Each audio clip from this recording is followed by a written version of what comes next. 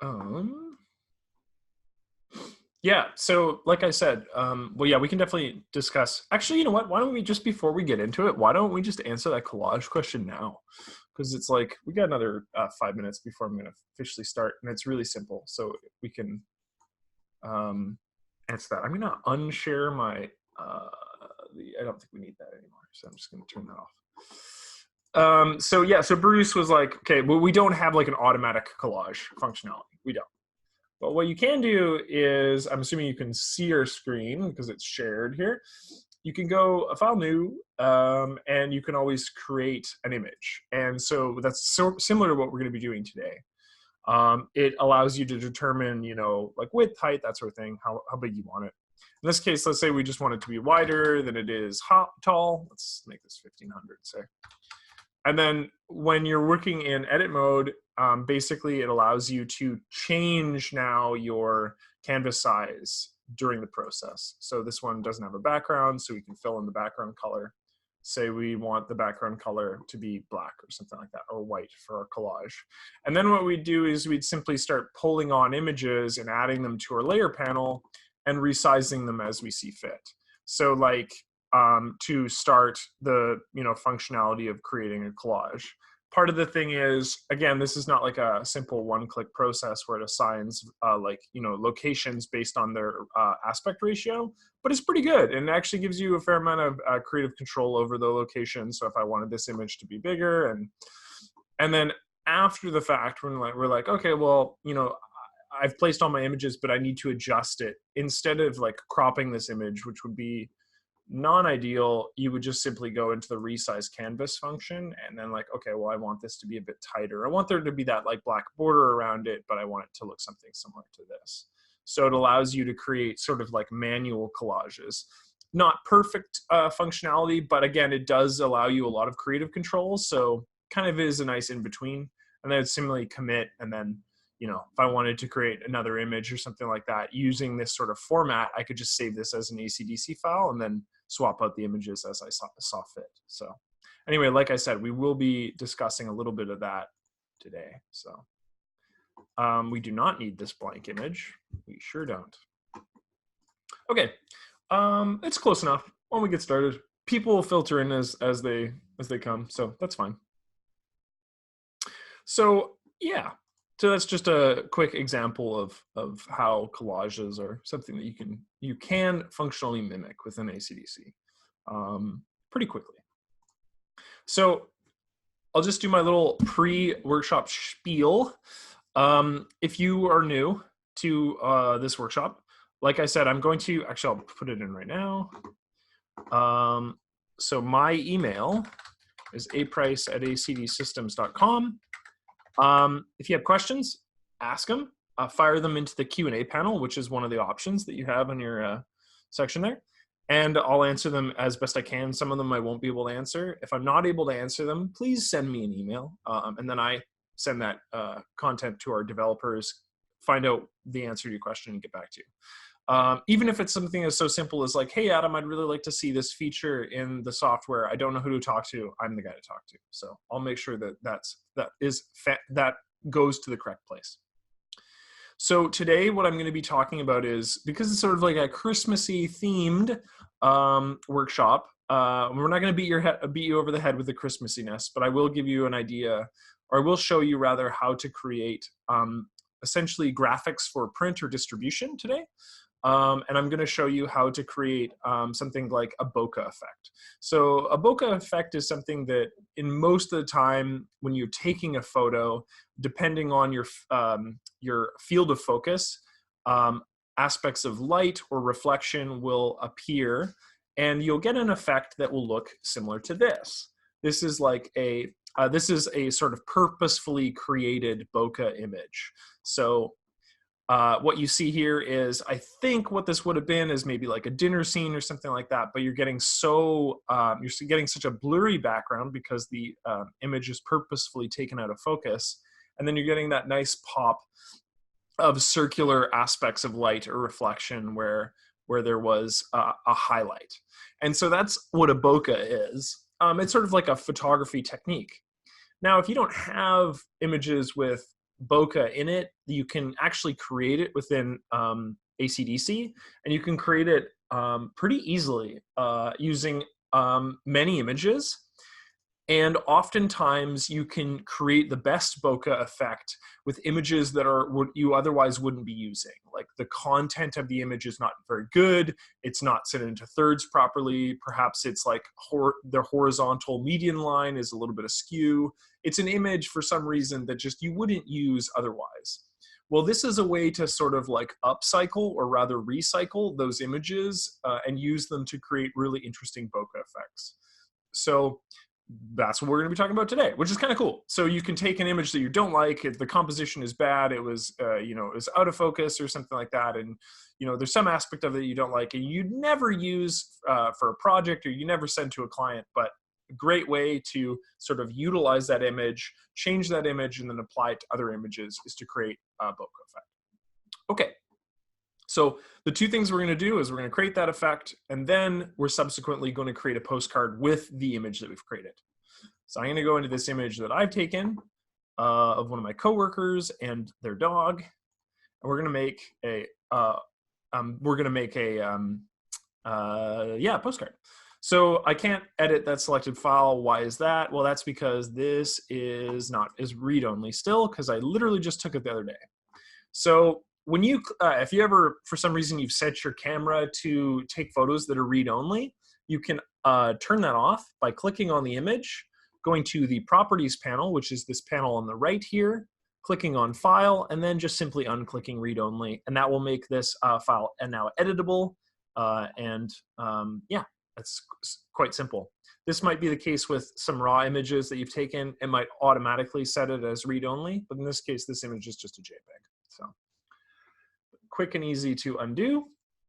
So I'm going to bring this image into edit mode. And you're going to notice a couple things. So if you're new to ACDSee 2020, Ultimate 2020, you may notice that we have a ruler now, and this is going to come in very handy shortly. But this image the composition is nice. The colors are maybe not ideal, but it's a pretty good image. And we're going to take we're going to make some edits of this. But the very first thing that we want to do is we want to establish an aspect ratio for this image. So I'm going to actually crop this image before I do any adjustments to it. Now, I said I was going to be making a postcard, right? Maybe I wanted to send this postcard via like email to a friend or something like that, or post it on Facebook or social media or something like that, or quite literally print the postcard at a professional print shop. So what size is a postcard? Well, they vary, but generally they are 4:6. So what we're going to do is we're going to crop this image that maintains that aspect ratio. Now you may notice already, because we have our rulers up at the top top and left here set to inches. If I right click on my ruler, it tells me what it's set to. So in this case, it's set to inches. And you'll notice that it's quite a bit bigger than a 4:6. My apologies to metric people in the audience, which technically should also be me, but in terms of print, especially in North America, most things are set to inches. So this is quite a bit bigger. It's actually 17.2, it looks like, by, let me see here, 11.7. So anyway, what we're going to do is we're going to crop this. So I'm actually simply just going to go into the crop function here. And let's change some things. So what we want to do is we want to actually, you know what? Let's not use the crop function. Let's use the canvas size, because this is more relevant based on the new functionality of 2020. So instead of cropping, which I could do, they functionally work the same way. But I'm going to go to the resize canvas function, and I'm going to change some values here. So you'll notice that, so we're still in inches, good. I'm gonna set this to inches.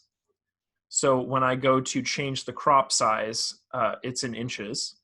And then I'm going to make let's see here, this is probably the height, I'm guessing. Let's take a look. No, so that is the width. So we're going to make it 6, and then we're going to make this 4. Now, we're not actually going to crop this to that specific size, but the aspect ratio is what we care about. So to preserve aspect ratio, we could use this box right here. We could also just simply hold Shift, and that's going to maintain that aspect ratio, which is this 4:6, roughly equivalent to as we increase the size. And then we're going to establish where we want that to, basically where we want to crop it. And I would like to crop with the dog and my friend here, roughly in the thirds line. So I think that's where we're going to crop this image. I also want to make sure that the center of the image is sort of near where the horizon is. So maybe we'll just raise that up a little bit. And so we've established 4:6. Great. Like I said, this as it crops it, it's going to be quite a bit bigger than 4 inches by 6 inches, but it's going to be the same aspect ratio, essentially the same form. So I'm going to commit that. It's going to finish it, rezoom in. Yeah, and there we go. So we need to make some changes to this image. This isn't ideal. Yeah, before we sort of utilize this for a postcard. So let's do a couple things. Let's just simply add a curves adjustment, right, or rather a levels adjustment right off the bat. I'm just going to try to darken the shadows here. So I did that by just going down to the adjustment layers here, which we're going to do a couple of. Also, I think we want to increase the vibrance slightly. So I'm going to click the vibrance adjustment layer, and I'm going to also just increase the saturation here. Just a little bit of a before and after. Okay, without saturation prior to the crop, and then after, you can notice, especially in here, it's quite a bit more green. Yeah, and I'm also going to, what other changes do we want to make? I'll probably make a white balance change as well. So I'm going to click on the white balance adjustment layer and just increase the temp. That's perfect. I want this to be slightly sepia toned, just marginally, so that's fine. Okay, so those are fine. I'm happy with those. Now let's sort of, now that we have like a relatively nice looking, little bit of golden here as the sun was starting to go down, you know, I'm happy with this. We're going to be making some pretty drastic changes to this image with the inclusion of these bokeh effects. So just from a standpoint, I think this is right where we want it to be. Let's add another image. So I'm going to add 2 different images here. So what I was saying earlier, when you can recycle images, when you use them, you create a bokeh. We'll explain that here. So I'm just going to take from my film strip here, which is just the images I'm using to create this graphic. I'm just going to drag and drop another image onto our canvas here. Importantly as well, I should also say that you can also do this by clicking on the Add File as a Layer button right here, or simply sometimes you can just pull from a folder onto the into ACDSee above your layer panel, and that will also work. So this is actually quite a nice photo, but my point is that if I had just a photo of like a fountain or like a photo of a highway or something like that, there's probably some light play in that image that we could use, even if it's a subpar image that we would never use for anything else. It would just be a throwaway image or an image that you would end up deleting. Well, you might want to consider just throwing some of those images, especially if they have like multiple sources of light, into just a folder to use or to create a bokeh. So I'm going to place this image. So I'm going to do so by committing the layer. It doesn't really matter the location, whether or not I've shrank the image or not. This is fine. So you'll notice that layer 2 now exists at the very top of our layer panel. That's fine. We're going to move this in a second. But before we do so, we're going to destructively change this image. And I'm going to do so by navigating to Blur, and it'll bring up the blur panel. There's a bunch of different blurs. So you have, here a general Gaussian blur. We have a linear blur. We have radial blur. We have a, oh, that's a funky effect. Spread, zoom blur, smart blur, and then the last one, which is the one we're going to be focusing on, is called lens blur. Now, Lens blur has a couple options, and it also has some options in terms of what shapes you can apply. So let's just dramatically increase the amount. And so it obviously very much blurs this image. But what we can do is we can increase this slider called bokeh frequency. And you can also increase the slider called bokeh brightness. And as you do so, you might notice some shapes form. In this case, we want a traditional bokeh, which would just be a circle. And we're going to try to find a sweet spot where we can really see those circles form. So we're going to play around with these until we get a desired outcome. So we're starting to see those bokehs appear at the very base here. You'll notice that the top is like totally blown out. It's super hot. Well, it doesn't matter. We're going to get rid of that. So don't worry about that. We just want to make sure that we isolate and find those really nice looking bokeh circles. Ooh, starting to get a little bit more here. Let's play with these a little bit more. I might tone down the bokeh frequency. I want like somewhere in between there. And then I really want those to appear as circular as we can make them. Again, another thing to comment on is you may notice that you might get better, more strong circular bokeh from different images. So again, all of this comes down to is just what degree of light you have in your image. So some images might be better, some images might be worse. I think I'm fairly happy with this. I'm just gonna, yeah, perfect. Okay. So that'll be work for what I'm gonna do here. I'm just gonna click done. It's gonna apply this lens blur, which is gonna be good. And then we're going to reposition it, and we're also gonna just totally axe out the top here. We don't need that. Yeah, okay. So it'll take us out of the blur mode. Now we're over top of our image. What I'm gonna do is let's just hide these adjustment layers for now. And then let's apply a screen blend to our layer 2 here. So I'm gonna click on the blend section here and hit screen. And here we go. We're starting to see that those nice kind of subtle bokeh effects are right down at the bottom here. But what we don't want is what's up at the top here, where it's just totally blown out. So we're gonna mask that out. Cool, okay. So with my layer 2 selected, I'm just gonna go down to the add layer mask, click on that, and I'm gonna make sure that this is white, and we're going to paint on black, which will therefore make this disappear. So let's just do that quickly. We're gonna also make sure, this is where we really wanna be utilizing feather and opacity. So I'm gonna tone down the opacity, I'm gonna increase my feathering, and let's just go through and erase this in a way that makes sense visually. So do that. The other thing I want to do too is I'm going to actually bring in a couple different images to get a bokeh, because some areas might be really well represented, like this bottom section, but we actually don't really want this to cover over our subject. And our subject in this case is actually the dog. So that's pretty good. That aggressive like white heat is now gone. Let's just rotate this. So I'm going to rotate it probably like that. Maybe move it like here. Okay. And just tuck it down a little bit. Sure. I'm going to commit that. And you'll notice that there's some pretty egregious lines down at the bottom on the right and on the left. We're going to get rid of those.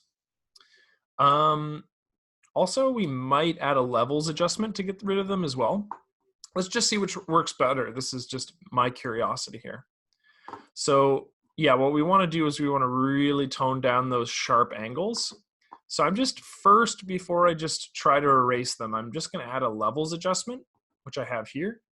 I'm going to clip the adjustment to the layer that exists beneath it, which in this case is layer 2. And we're just going to totally dial in that black. Not ideal. You can really start to, right there is where you can really start it to, you can get it to really pop. So we might leave this, but I'm actually still going to go into this mask and I'm going to blur out the sides here. So probably blur that out. Blur out down here as well. You can notice that sort of harsh line. You'll also see them right up here. So this is just where the edge of that image was. And again, to repeat, we're not doing like a traditional image adjustment here. We're actually making a composition, which as a graphic designer is what I do all the time. In this case, we're creating a Christmas image. And when you look at Christmas photos, a common theme among Christmas images, especially in this case, is like your subject. It might be like a Christmas tree or you know, a family photo or something like that. And that warm glow of that sort of light, the Christmas lights you see in the background, hence that sort of bokeh effect. So cool. I'm comfortable with this. Let's actually add another image on here though. I want to get, really want to solidify that effect. So I'm going to drag and drop another image onto our layer panel. I'm just going to raise that above the layer, the levels adjustment. I'm going to increase the size of this image. Again, this could just be another throwaway image. All we're going to do is blur this one again and create that same bokeh effect. So layer 3 selected. I'm going to once again go to the adjustment layer to go to the blur section. Oh yeah, big, strong, serious bokeh in this image. So let's be a little bit more particular. So let's just tone down the amount. Let's tone down the frequency. Yeah, right there. And we can dial down the brightness slightly. Again, we're going to blur some of these out, but that's fine. So I'm going to hit done once I'm comfortable roughly with that sort of sharpness of the bokeh. Have some tea while it finishes the operation.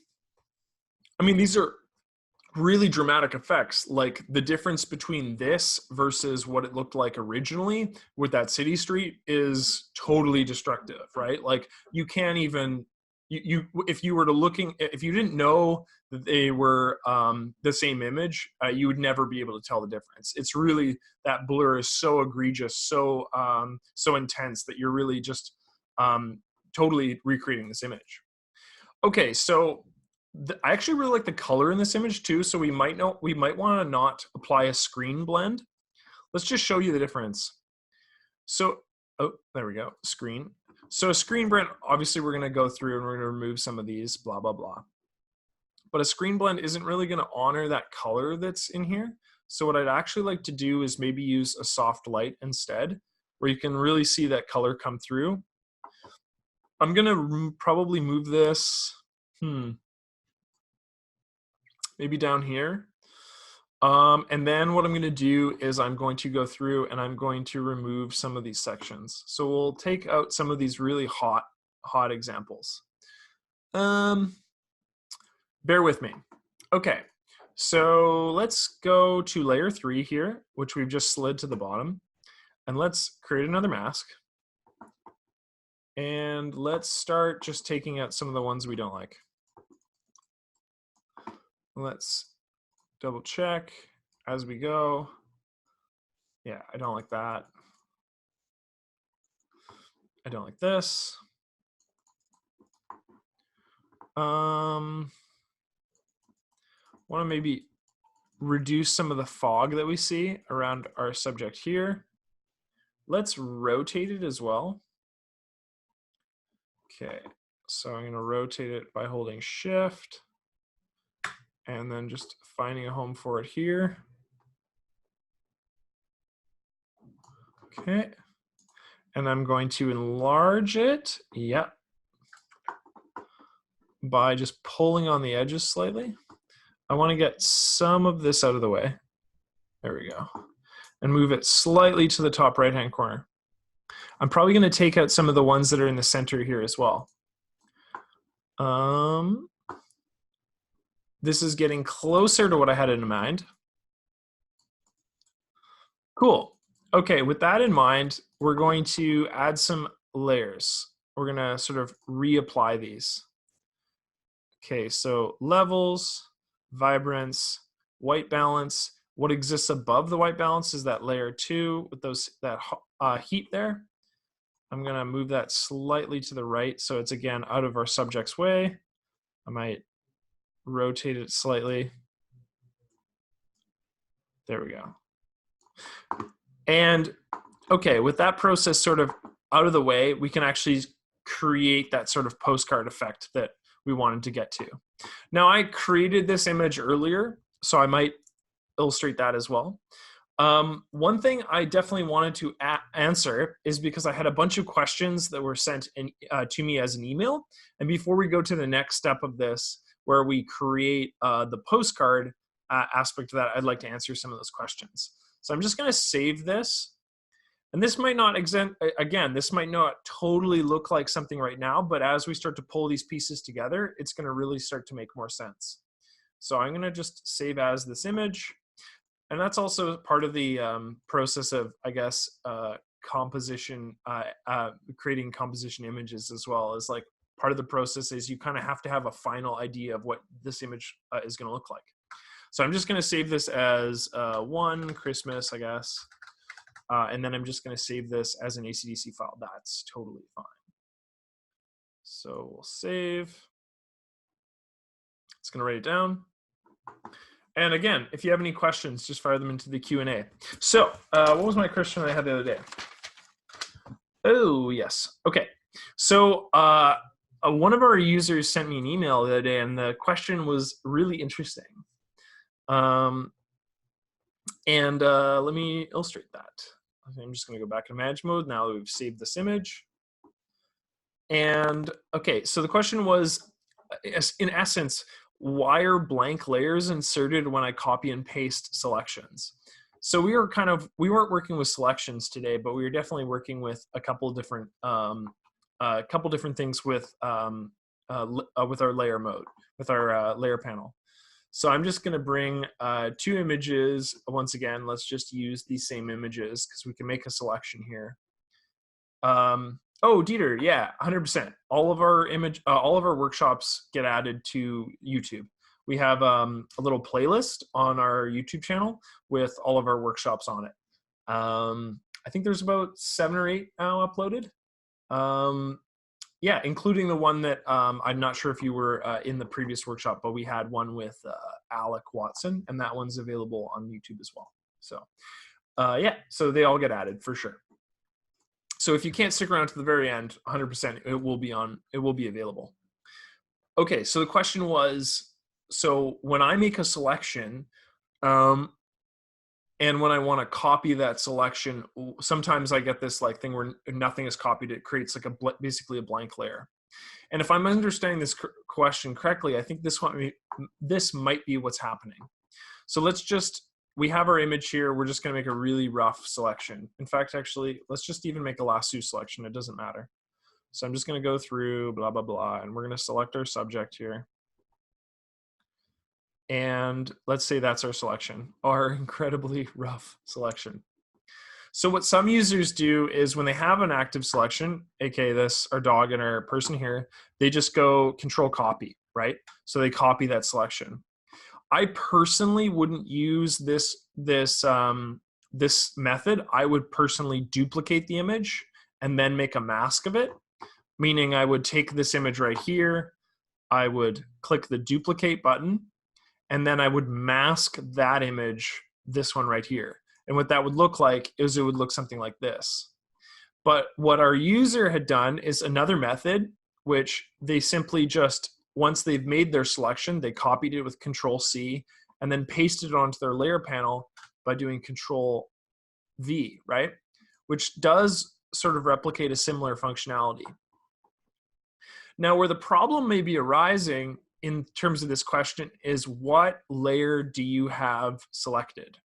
So if you have your layer 3 selected here and you go back to your lasso selection and you're like, oh, I want to actually select these cars right here and add them into our image. If I go to copy this, right, what is ACDSee doing? Well, it's checking layer 3 right here, and it's going, well, we know layer 3, right? We know that layer 3 is the dog and the subject only. But what I'm seeing here is actually a part of our background image. It's a part of our layer 2 or our layer 2 here. So when we go to copy this, which it's going to go, nice, totally, I can copy that, no problem. and I go to paste it, it's going to paste no information. And again, the reason why is because we were copying this section of our layer 3. So when I go to do that, what I really want to do, the best way to incorporate that is to make sure that the layer is selected that contains that information. And this might be like a no-brainer for certain people, but depending on your familiarity with layers, it's really important. And this is something too where I make this mistake often by not thinking about it, right? Where I just go in and go, okay, well, I'm gonna make this selection, and then I want to select this other part. But one of the benefits of using masks versus using copied selections in this object here, where we have our subject and then we have our dog here, I can always just add sections of our image by brushing them on because they're masked. So rough guess is here, I guess. So we'll brush on white. Oh yeah, I kind of missed it a bit.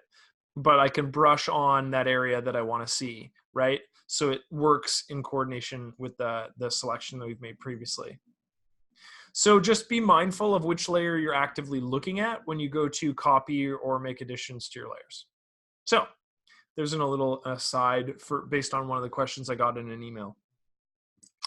Okay, and let's just go back and talk more about creating that postcard. So earlier I made this file, our one Christmas file, which is gonna represent the background to our postcard. Let's just go and show you what the finished project is gonna look like. So I'll just bring it up in view. So this was one that we created earlier. This is not the one I just created a second ago, but one that I created just for display purposes. This is sort of what that bokeh effect looked like. Actually, in this one, I added some like hot red and green circles to represent a little bit more Christmassy color, which we can add to our other image. And then what we're going to create is this, which is our little Christmas card with our doggy here highlighted. It says Merry Christmas. And then we've sort of outlined and created this beautiful little like overlay here that operates sort of as a border. So we'll talk a little bit more about that. But I guess, first of all, let's do what I did in the other example too, and let's add some of those green and red, like little bokeh effects to, again, give it that more Christmassy appearance. So we'll go back into our ACDSee file, go to Edit, and what we're gonna do is we're gonna add some new layers. They're gonna just be blank layers, similar to actually to the question we had earlier. So opening up an ACDSee file, obviously it's non-destructive, so it'll open up all the information that we had previously, including our layers, our masks, etc. So above layer 2 here, what I'm going to do is I'm going to add a blank layer. There we go. You'll notice that blank layer pops up. What we're going to do is we're going to add that like green, red, hot dot information to that file. So, or to that layer rather. So I'm just going to go into my color picker with the brush selected. Excuse me. I'm just going to select, let's select this red. Now, bokehs generally don't have such a wide, you can see my cursor here, they don't generally have such a wide feather. So we're going to massively reduce the feather. And also we could probably increase the opacity, because what we're going to do is we're probably just going to hide these a little bit with opacity and our blend modes over here. So with that increased, let's just add a couple. It doesn't matter where they go. Yeah, perfect. That'll be fine. So let's add 1, let's add 2, let's reduce the nib width, add a smaller one, let's say here. Cool. Let's add another layer. I'll just go in and again add another blank layer. And let's just change this to green. Let's add a couple green ones. So like one right here, say. Let's increase the nib width again. We'll add one right here. And let's say we'll add one right here. Well, this looks very silly. It looks much akin to the dog spots here. But what we're actually going to do is we're going to blend these. So with layer 5 here, we're going to blend. Let's try screen. Let's see what it looks like. That one's a bit hot. Let's try a different blend mode. Let's go soft light. That's way closer to what I had imagined. I might reduce the opacity slightly on these. Again, we just want these to be faintly visible. We don't want them to be overbearing. And on the red one, let's go to screen mode and reduce the opacity as well. Sure. Let's maybe try soft light. I want to get a little bit more in that sky section there. But again, I'm going to play around with these. I'm going to find a spot that I think fits. That's fine. We'll go with that. Save it. I'm just going to add to this ACDSee file. Remember earlier when we made sure that this aspect ratio was 4:6? Well, that's going to come into importance now. So what I want to do is I want to go back into manage mode, and we're going to go back into this folder, and we're going to create a whole new image. That's saved. Perfect. I'm going to go navigate to File and New, and I'm going to create a new image. So File, New Image, and now these settings matter. Okay, so let's name this. First of all, we're going to name this Christmas postcard, because that is what it is. And then we're going to establish the width in inches and the height. So like we talked about earlier, traditionally when you go to print a postcard, it is 6 inches by 4 inches in height. This part is really important. You might have never thought about this. Most raw images have very high DPI. So they're 500 or more, sometimes upwards of like 900 dots per inch. They're like huge resolution files. When you're creating assets that you want to display, online, or in a sense like for web use, resolution will always be 72. This is sort of like a standard function for creating assets, that would be utilized for like emails, or for if you were to post an image to like social media, or if you were using images to create your website and stuff like that. The resolution is always 72 DPI. What does this mean? Well, when you change these values, the amount of information stored or the amount of pixels being stored is basically increased or decreased. And for 72, the image will actually be quite a bit smaller in terms of its visual information than that we normally do for print, which is always 300 DPI. So if this ever comes up and you're asked by like a client and they want, well, actually, I want to be able to, take some of these images that you've created and I want to be able to print them off, and I want them, these nice photos that we took on our honeymoon or whatever, or took when we got engaged, I want them to be at our wedding, just displayed or something like that. So you'd say, great, okay, cool. Well, I'm going to present you with images that are 300 DPI, which is images that you would send to your client, and then they would get professionally printed at a print shop. As long as the resolution is 300 DPI, then you're shooting images that are going to be printable. The resolution can be higher than 300, but it's going to massively increase the file size, and 300 is just industry standard. So that's a lot of information, but essentially what we want here is we want to make sure that the size is correct. It's 6:4, which is a standard postcard size. Any print shop in the world would know that. And then we want to make sure that the resolution is set to 300, so we can utilize this for the purposes of print.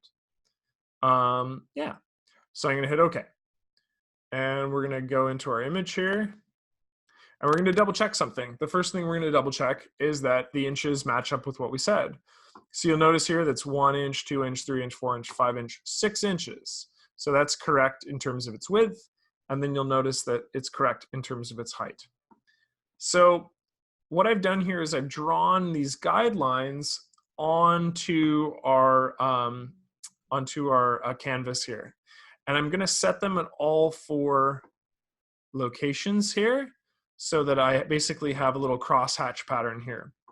These guidelines and how you draw guidelines rather, is you draw them from the rulers themselves. They're really useful, and they're useful for one reason, because we're going to increase this file size even more. And but the other thing we're going to do is we're going to actually create space called, like, for the purpose of printing these, this is called like safe area. So I'm going to draw another guideline, and you'll notice here that incrementally on these numbers, there's slightly larger increments. So there's the increment of, let's see here. So this is broken into quarters. So that would be a quarter mark, but we're actually going to do an eighth mark. So I'm going to do one right there. And then again, I'm just going to pull it and match it up right at the top here on the eighth mark. And I'm going to do that over here. And I'm going to finally do that at the very bottom. So what we've added to this file is called safe area. And this is where all of our vital information is going to be placed inside. Now what we have to do is increase this file size, because we're going to add something called bleed. So I'm going to go over to the top left-hand corner to resize the canvas. And you'll notice here that the canvas is indicated in inches, and it says 6 by 4, which is its width and height. So in terms of printing objects like this postcard that we're creating, what's really important to include in this is something called bleed, which is what we're adding right now. Traditionally, bleed is a quarter of an inch on all sides. So what we're going to do is we're going to add that by just incorporating that. So I'm just going to, there we go. So what that would look like is, okay, well, if we were to add this on one side, it would be 0.125. But what we actually want to do is we want to double that, because you'll notice that in this case, that's only accommodated for, it would only accommodate one size. So what we actually want this to be is 6.25. What you'll notice here is now the width has been increased. It looks like the same amount of space that has been occupied when we went to add the, the safe area. So I'm just going to increase the 4 now as well, so that now that the overall size of this is 6.25 by 4.25, and I'm going to hit commit. Okay, we're going to explain very shortly why this matters, and I'm going to do so with color. So let's indicate this. So Adam, you've just increased your canvas size by 0.25 on all sides, basically, and why? Let's make red, and let's add a box. So this box I'm adding is going to be the full size of the image. Okay, oops, let's make it the same color, the fill. Let's do that. So this is the full size of our image. Now I'm going to add another box. When a printer goes to cut this image, bleed accommodates for the space of your file that is going to get severed off by the cutter. So oops, let's just do that again. What? I want to get, there we go. So that's sort of close to what I was wanting. There we go. So the green area that exists here on the edge is like actually what will the file size will be when it's finally finished, right? It'll be roughly equivalent to this. So the cutter goes and they go, okay, I want to cut off the left-hand side, this red section here. Then I'm going to cut off the right-hand side on this section right here. And then I'm going to cut off this bottom and this top. And so why they do this is so that the printed image that exists as the postcard, what we're going to place over top of this, exceeds to the very end of the printed paper. Instead of like having there be like a white edge, which some of you might have noticed if you went to go print something and had there not been bleed incorporated. We're at a third section here, and that third section is going to be, I guess, truly just illustrate the section that is called safe area. So we'll just add gold here. Yeah, perfect. This is fine. So roughly this section right here. Ooh, man, I gotta move this. Let's move that. This section right here is called the safe area. So this is where all of our essential content, in essence, the text is going to exist. So why have I done this? Well, okay, so we were accommodating for where the printer is going to cut our image. We've accommodated for the existence of the edge of our image, and then we've accommodated for under any circumstances there's our text we know is not going to go to the edge of our paper. We know that it's all going to be neatly and tucked within that. So with all of that being said, let's add our previous image to this and indicate what that's going to look like. So what I'm going to do is I'm just going to draw the image that we created previously onto this section. Now you'll notice, because we created this image previously, it's quite a bit bigger than 6x4. Well, that's okay, because we can decrease the size without decreasing the quality of the image. So this image will be, oops, didn't mean to do that. I want it to be square. There we go. So this image will be quite significant quality. We're just reducing it down to fit our 4x6. And you'll notice, because it's the same aspect ratio, we're roughly in the ballpark of what we wanted. I could really, if I wanted to, get this exact, but we don't need to. I'm just going to hit commit here, and then that's going to center our image right there. And then we have nicely accommodated for those sections here. So let's just take a look at our yellow, and I'll reduce the opacity. So this will represent the safe area. I'll just move this green over top. This section, let's just tuck that here. There we go. That section will represent where the file will be cut. And then this red section obviously represents the whole image, with the space allotted for the area that they're going to cut off. So we know we're going to lose, for example, we will lose this area when they bring this to print. Cool. Okay. Now again, we don't have to print this. We can just send this via email, or we could use it on our social media or whatever. It doesn't matter. But the point is hey, you can do that within ACDSee. You can accommodate for things like that. Okay, so I'm going to remove these sort of example layers that I have, and then we're going to create our text area where we want to say like Merry Christmas or something like that. So I'm just going to add a text layer, which is with the text tool here. I'll type on here. I'm just going to figure out, I think what we want to use is change the font. Oops, it's not what we want. Let's actually write it first here. Mary. Oh, this is such a silly font.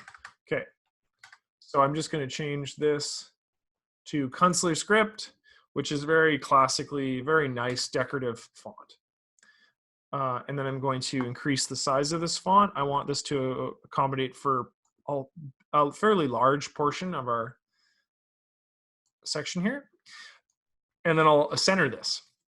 So in ACDSee Photo Studio Ultimate 2020, all of the text is now non-destructive. So we've just added a non-destructive text layer that we can edit at any point. But what I'm also going to do is going to make sure that this is dead center. So when you have selected any layer, you can just go up to the Move tool, like I have here, and then I can assign this to any value on the canvas. In this case, we want it dead center, so we're going to snap it to the center, and it'll move it to visually where the center exists. I'll hit commit. Now you'll notice, hey Adam, that's pretty bad contrast. I can't really see the Christmas portion because it's getting close to the sky, which is also white. You'd be right. So what we need to do is we just need to create a little sub bar here that sort of accommodates for that. So what I'm going to do is I'm going to go to my rectangle tool. I'm going to change both the fill and the background color to be a nice red color, like this. And then we're just going to add a block in the center here, like that. And then what we'll do is we'll center it. So I'm going to go over to the Move tool, and we'll once again center the file and hit commit. And then what we're going to do is we're going to blend this in the background, and I'm going to blend it by, I think we're going to go to the multiply tool. This looks pretty good, but I do want the dog's face to stick out a little bit, and I want it to be in the forefront. Like I want that dog's face to exist over top of the nice red bar that we use to get better contrast for our text here. So I'm going to click the Merry Christmas button, or rather the text layer. I'm actually going to decrease the size of this layer. About yay, hit commit, and we're going to recenter it. There we go. Now what I'm going to do is I'm going to duplicate my layer 5. I'm going to place it over top of all of these files. And what I'm going to do is I'm going to mask this layer. So I've duplicated it, and I've moved it to the top, and I'm just going to add a layer mask. What I then want to do is I want to make this layer mask black. And the reason why is because the only portion of this image that I want to present above the other layers is the dog's mouth and nose. So with this layer mask set to black by right-clicking and setting it black, what I can do is I can go grab my pen or my brush tool and then paint on, oops, not, there you go, I accidentally stopped my sharing there. And I can paint on, there we go, the area of the dog's mouth over top of the other layer. So that probably doesn't make a lot of sense. Let's just zoom in and illustrate it really quickly.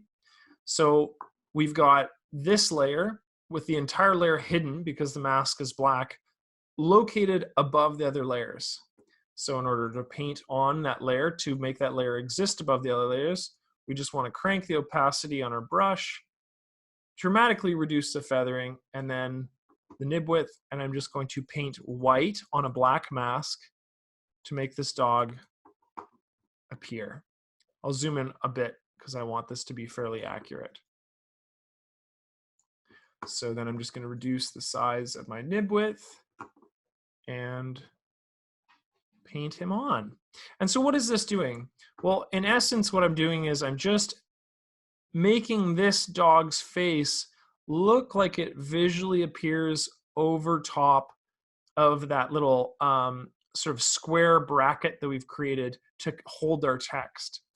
This gives the appearance, most importantly, it shows visual priority for the dog, but also what it does is it importantly sort of brings into the forefront so that we can see the dog's face in detail. I'm going to just reduce the size of our nib width and just catch these last little areas. This does not need to be perfect. I'm just doing this to illustrate the dog here. And so when we zoom out, that is going to now appear like it exists over top of that section right there, which is ideal. That's what we wanted.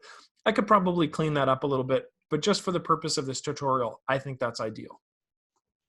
So the other thing we want to do is we want to add a border to this image. Right now, we don't really have a border. I'd like to incorporate one.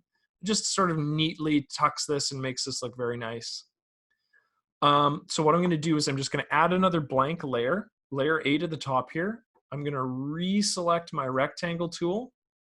I'm going to deselect fill because I don't want the center to be full. I just want it to be a stroke in this case. I want the opacity set to full, and I want to dramatically decrease the size of this.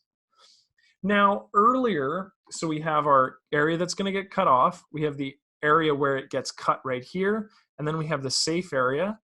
Well, I'm going to add my border right at the corner of that safe area. So I'm just going to click on one of those sections, and I'm going to use those guidelines to indicate where I should stop. I'm really using the ruler, the power of the ruler, to sort of help me determine evenly where the edges are.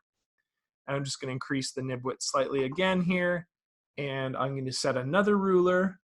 This one's going to be slightly closer. There we go. I'm just going to make another one right here. And William, I did see your question. I will get to it. I just want to finish up this section of the workshop. and I'm going to add that second one. And you'll notice that both of these rulers have been added to the same layer. That's okay. So if I hide this layer, they'll disappear. Then what I'm going to do is I'm just going to quickly overlay this layer, and that's going to neatly make it sort of hide it subtly while still maintaining that border that we have there. So I'm just going to take these white layers and simply use an overlay blend mode. Now, if I want to hide the rulers, or rather hide the guidelines, I can just click Control and the comma or the colon key. So we'll do that. Oops. There we go. Not while we're in menu. And there's our Christmas card. So again, we're utilizing borders. We're utilizing the canvas tool to create the proper canvas size. We created a really interesting bokeh effect by utilizing some of our recycled images. And then we've gone ahead and added and used the text in a way that's like really clever and utilizes its full usefulness. So when we want to go save down this file, what I would recommend is, obviously, if you're going to be sending it just via like social media, using your Instagram, that sort of thing, I would simply just save it as like a JPEG or a PNG file.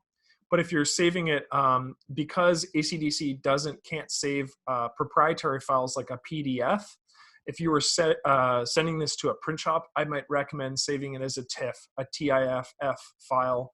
And the reason for that is because it's a really very good file for publishing. So, and it maintains and holds a lot of visual information, including that 300 DPI resolution that we've set this image to. So I would simply go up to, I would probably save this as an ACDSee file first. And then when I go to save as, I would just set it as a TIFF right here, tagged image file format. And then boom, Bob's your uncle. You have a file that incorporates a little bit of bleed, so it can be cut off right at the quarter mark there. You've got a nice border, and you've created your image in a way that really respects, I think, in the use of the canvas tool, and gives you a kind of a cool Christmas effect. Let me just open up my chat portion here. Okay, so William had a question we're going to get to right now. If you have any other questions, let me know, because, okay, there we go. And then we're there, participants. Okay, awesome. Okay, so William's question is, how can you change the color of cat's eye pupils? When I take indoor shots with a flash, their purples turn yellow from the light reflection. I would like to change the pupils black, and since cat's pupils are not round, I would need to use a magic brush, but I haven't found another way to achieve what I'm looking for. Well, the fastest way I would recommend would just be I would definitely recommend doing this in edit mode. Yeah, and so I'll talk about that in just a second, William. That's a really good question, and it's really simple to do. So we'll do it. Well, hopefully we can get our dog file here to give that. So Dieter said, that was a really enlightening workshop, Adam. Thanks for that. It will enhance my post-processing skills. Awesome. Yeah, I appreciate you checking it out, Dieter. That's, I mean, like, the power of ACDSee has, like, from when I started working in terms of, I started when ACDSee Ultimate 8 had come out. And we've been slowly incorporating like a little bit of minor elements to and enable our users to get more value out of it as a composition image creation software. So obviously the majority of our users are people that are editing images, they're doing development, raw editing, or they're using it for the management functionality. But hey, there's a lot of stuff in here that allows you to create like pretty cool composition images like we've created today. Like, this was a super simple file, you know, it didn't take me very long to make this, but it's definitely something where, you know, you have that power to create like similar to other composition image creation software like Adobe Photoshop and that sort of thing. So I already have a file like this, so I'm just going to navigate away. And then let's honor Dieter's question and see if we can find an image with an eye so we can answer this. Rob, thank you so much for participating. I really appreciate it. We're just going to answer any questions people have, but the actual portion of the workshop that we're covering today is over. Okay, well, oh, here's a cat. Let's do this one. Oh, that's actually perfect. I didn't think I was going to have a cat photo. Okay, it's a pretty dark, but whatever. This works. This will work fine. your image will have a lot more contrast than this will. But so we have our image layer here. I would recommend changing this in a layered editor and not necessarily changing it within the develop mode function, but you can add brushes that will add color in develop mode as well. But so in edit mode, what I would simply do is you're like, hey, I want to change the color of the cat's eyes. I want to make my cat's eyes blue from yellow. So what I would simply do is I would add a blank layer. So we're not destroying our original image here, as we have here. And then I would take the section of the cat's pupils. You can determine on your own image what that looks like. But for this, what I would recommend is taking our blank layer and adding a blue color to it. So maybe we'll just add this blue color and we'll increase the feathering and we'll lower the nib width. And I'm going to really zoom in here because I want this to have a nice tapered effect to it. So let's just color in, and I really want this to be gradual. So let's increase that feathering even more. And I'm gonna, yeah, let's say right there. What I also want to do is I'm probably going to erase, let's say the top portion of this. I'm gonna totally crank down the feathering and erase that section right there. The reason why is because obviously we don't want the color of the eye to extend past the eye. And let's do it again on this side as well. Just crank up the feathering. We're adding that blue. We're utilizing the brush tool, not the eraser, obviously, for this. So let's go, just gonna add it here. And then again, this is changing the color of an eye versus like tweaking with already pre-existing eye color, which you can do using hue changes and proper selections. So this would be one non-destructive method to approach that. That's pretty good. I could maybe, okay, but those are very egregious and obviously we're hiding the pupil here. That's no good, right? Well, what we'd want to use again is blend mode, and I would just simply change this from normal to the color blend mode.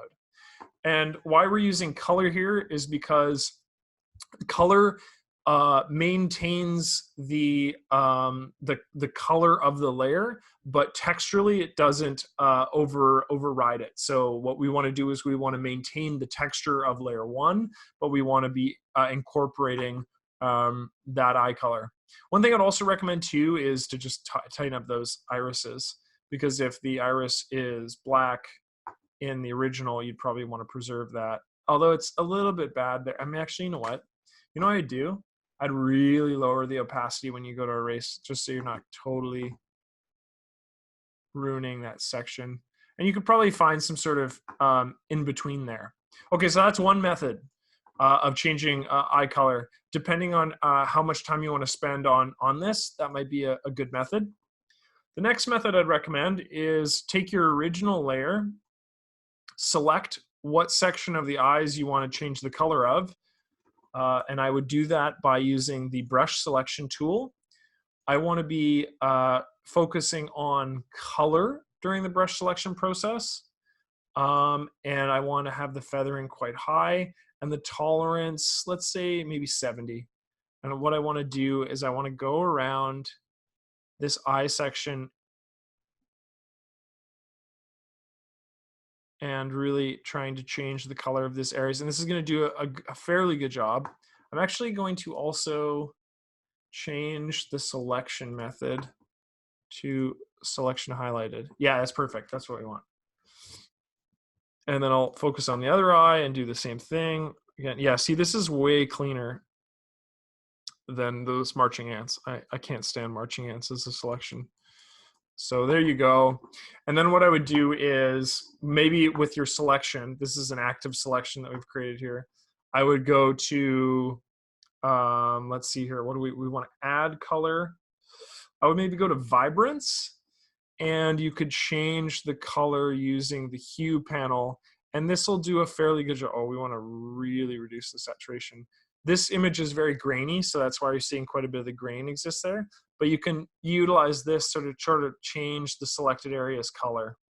So this is a fairly natural way. It's fairly unobtrusive. The only thing I would suggest is that if you really want to get a firmer color in that section, then you utilize some form of blend mode with a little bit of a color application, like we have in layer 2. So this is a combination of, I don't know, what do we do? We changed it to greeny eyes.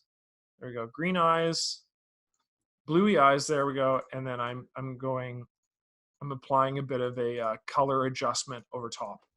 So we've sort of fundamentally changed the eye color in a way that I don't think is that aggressive. So it's sort of maintaining the original values. So William, that's 2 methods that you could go about changing the color of an eye. The first method is just by utilizing a brush tool and a blend mode, and the second one being making an accurate selection of the area of the eye you want to change, and then applying a vibrance hue change. Cool. That's a great question.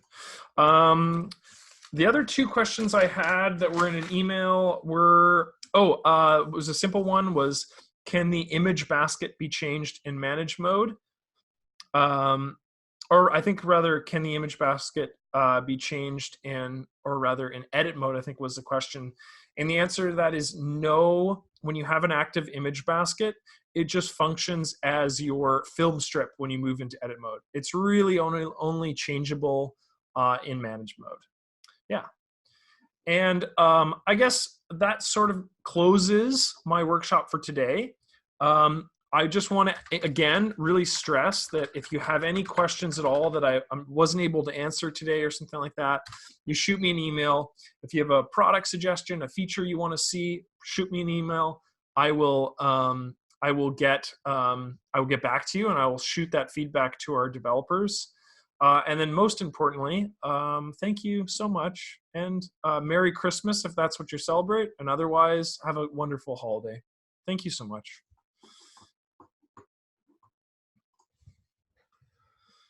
Yeah, all right. Anyway, yeah, send me an email and I will talk to you all next month. Take care, guys.